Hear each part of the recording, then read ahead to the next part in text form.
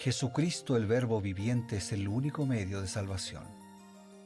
Él es el centro del pensamiento de nuestra vida, la fuente y la autoridad de la doctrina. El principal propósito de la vida de Cristo fue la obediencia a los mandamientos, exaltando la ley de Dios como un reflejo de su carácter. El principal mensaje a ser predicado en el mundo, basado en Apocalipsis 14, está representado por 3 ángeles llevando el Evangelio eterno al mundo entero. Este mensaje se basa en los encantos inigualables de Cristo y declara que la hora del juicio ha llegado y llama a obedecer los mandamientos de Dios. Mediante su palabra, Dios ha comunicado a los hombres el conocimiento necesario para la salvación. Las Santas Escrituras deben ser aceptadas como dotadas de autoridad absoluta y como revelación infalible de su voluntad. Y aunque el canon de las Escrituras inspiradas está cerrado, el Espíritu Santo continúa iluminando, amonestando y confortando al pueblo de Dios a través del testimonio de Jesús, el Espíritu de profecía. El camino a la vida se traza a través de un camino angosto que debe ser recorrido con confianza en las promesas que Dios dejó a hombres y mujeres fieles que dedicaron sus vidas hasta la muerte por el Evangelio eterno. Los fundadores de la Iglesia soñaron con el día en que la revelación sería una realidad en sus vidas.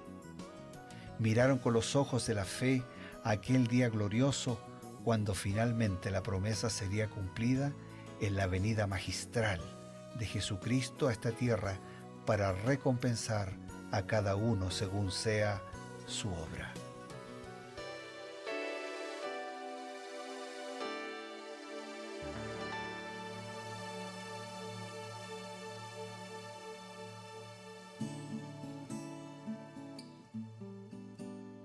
Qué grato es reencontrarnos, amigos, a través de la señal de Nuevo Tiempo, la señal de esperanza. Y en este programa que ustedes conocen, Creed en sus profetas, tenemos la firme intención, el deseo, la necesidad de encontrar el consejo inspirado que ha sido presentado por Dios a través de los profetas. Primero, en su palabra, que es la regla totalmente infalible para nuestras normas de fe, de conducta, y el consejo inspirado que viene a través del espíritu de profecía. Para esta tarea nos congregamos siempre con mucha alegría, juntamente con el pastor Bruno Razo. Claro que sí, gracias Pastor Eber, y lo hacemos tomando un capítulo de la Biblia cada día, acompañando el programa de Reavivados por su palabra, pero ahora con comentarios y lecciones espirituales sacadas de ese capítulo en los escritos de Elena de White, de manera que Dios llega a nosotros reforzando, ampliando, profundizando su mensaje. Y hoy nos vamos a detener, a reflexionar sobre 1 Samuel capítulo 22, pero antes enviamos un abrazo de respeto, de cariño y del mejor de los deseos para todos nuestros amigos. Así es, pastor. Como mencionó, estamos en 1 Samuel 22 y aquí hay un relato un poco triste.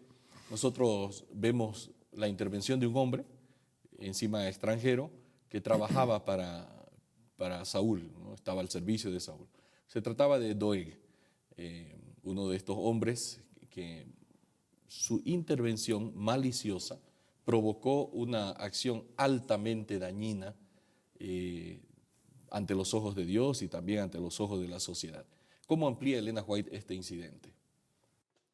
Bien, Elena de White lo cuenta así en Patriarcas y Profetas, en el libro.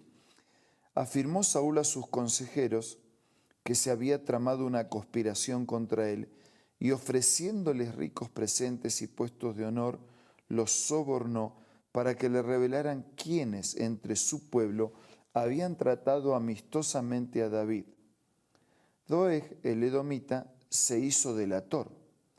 Movido por la ambición y la avaricia y por el odio al sacerdote que había reprobado sus pecados, Doeg dio parte de la visita de David a Ahimelech, presentando el asunto en forma tal que se encendiera la ira de Saúl contra el hombre de Dios. La palabra de aquella lengua perversa, encendida por el mismo infierno, despertó las peores pasiones del corazón de Saúl. Loco de ira, declaró que debía perecer toda la familia del sacerdote, y el terrible decreto fue ejecutado.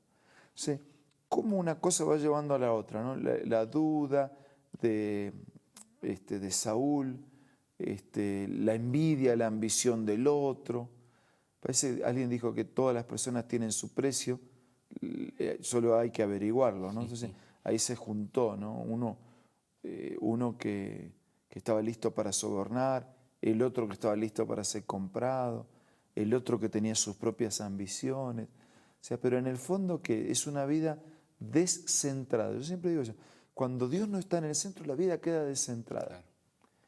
Claro. Una rueda de bicicleta, si el eje no está en el centro, no tiene cómo. Entonces la vida no tiene cómo cuando Dios no está en el centro. Aparecen toda serie de normalidades y todo puede pasar.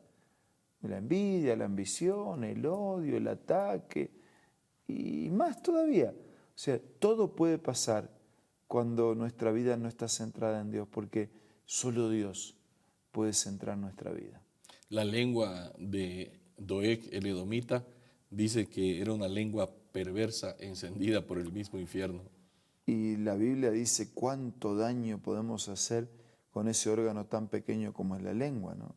Porque uno puede aliviar, puede emitir palabras de paz, de reconciliación, de perdón, pero también puede generar odio, violencia, destrucción, enfermedad y la misma muerte. Sí, sin duda. Por eso dice que estaba movida por el mismo infierno.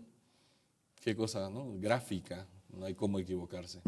Ahora, la acción de Saúl, que fue promovida por esta lengua perversa y venenosa, fue ejecutar un juicio, obviamente que no le correspondía a Saúl, mandó matar al sacerdote y a toda su familia.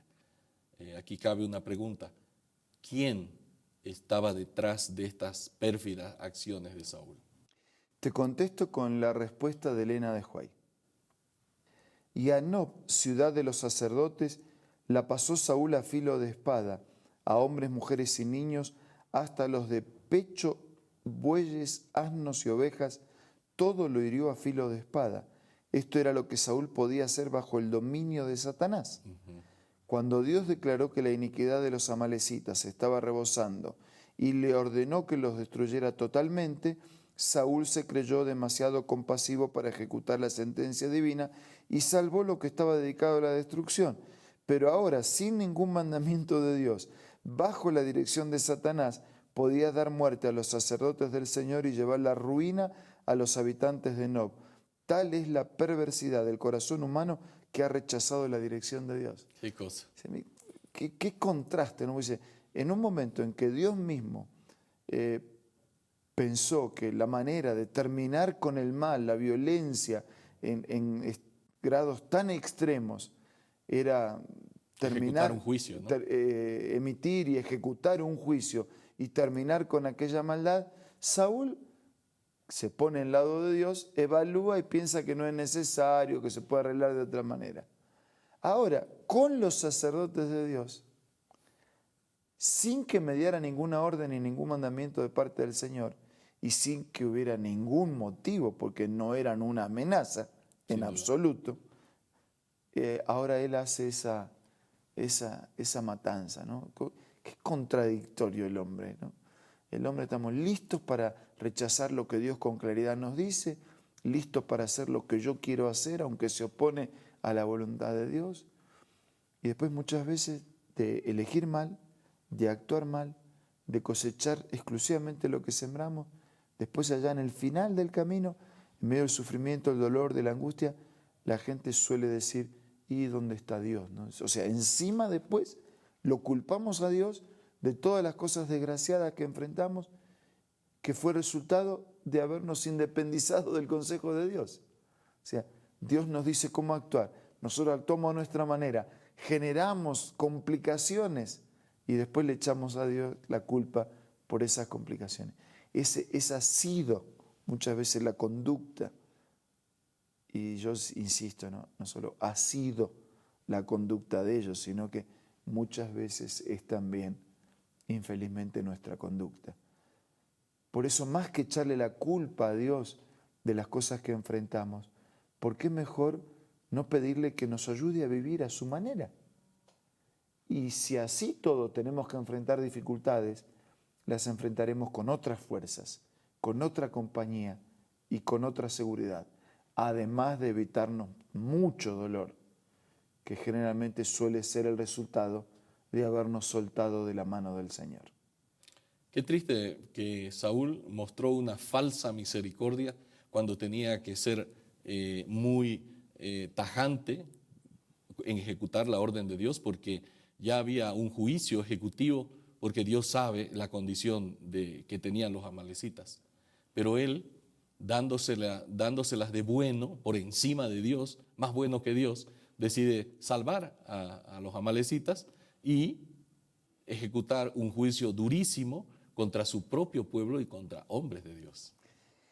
Sí, más que falsa misericordia es una vida centrada en uno, o sea, es su propia visión de hacer las cosas que o sea, nosotros la repasamos ahora y decimos, no tiene lógica, ¿cómo puede ser? Un simple razonamiento Claro. no da para perderse, pero cuando uno está enceguecido por su orgullo, no ve lo que hoy nosotros vemos con tanta claridad, con tanta facilidad de percibirlo, pero no nos apuremos a criticar, porque no sea que nosotros caigamos en el mismo pozo. Sin duda, estas advertencias nos ayudan mucho a centrar nuestra vida. Tenemos un consejo importante y enseguida volvemos. ¿Qué tal? Presta mucha atención a esta cita. Jacob prevaleció porque fue perseverante y decidido. Su experiencia atestigua el poder de la oración insistente. Este es el tiempo en que debemos aprender la lección de la oración que prevalece y de la fe inquebrantable. Las mayores victorias de la Iglesia de Cristo o del cristiano no son las que se ganan mediante el talento o la educación, la riqueza o el favor de los hombres. Son las victorias que se alcanzan en la cámara de audiencia con Dios, cuando la fe fervorosa y agonizante se hace del poderoso brazo de la omnipotencia. Qué lindo, ¿verdad? Esta cita tú la encuentras en el libro La Oración, escrito por Elena G. de White. No puedes perder este maravilloso libro de tu biblioteca personal. También, si te gustan las aplicaciones y la tecnología, descárgalo como Elena G. de White del App Store o del Play Store. Tenemos justo el momento oportuno para darles una invitación. Y la invitación es que nuestra vida pueda estar centrada en Dios, que Dios sea el centro de nuestra vida para que Él acomode todas las piezas, todos los sentimientos, los pensamientos y las acciones. Ahora vamos a orar. Señor, queremos ofrecerte, agradecidos y necesitados, el primer lugar y el centro de nuestra vida. Amén. Queremos que gobiernes, que reines y que conduzcas nuestra existencia solo por tus caminos. Bendice a todos nuestros amigos y también bendice a aquellos que todavía no han conocido la plenitud de tu palabra, para que puedan tener hoy la necesidad y la decisión de buscarte como nunca te buscaron. Y que esa búsqueda produzca un encuentro y consecuencias maravillosas. Pedimos y agradecemos en el nombre de Jesús. Amén. Amén.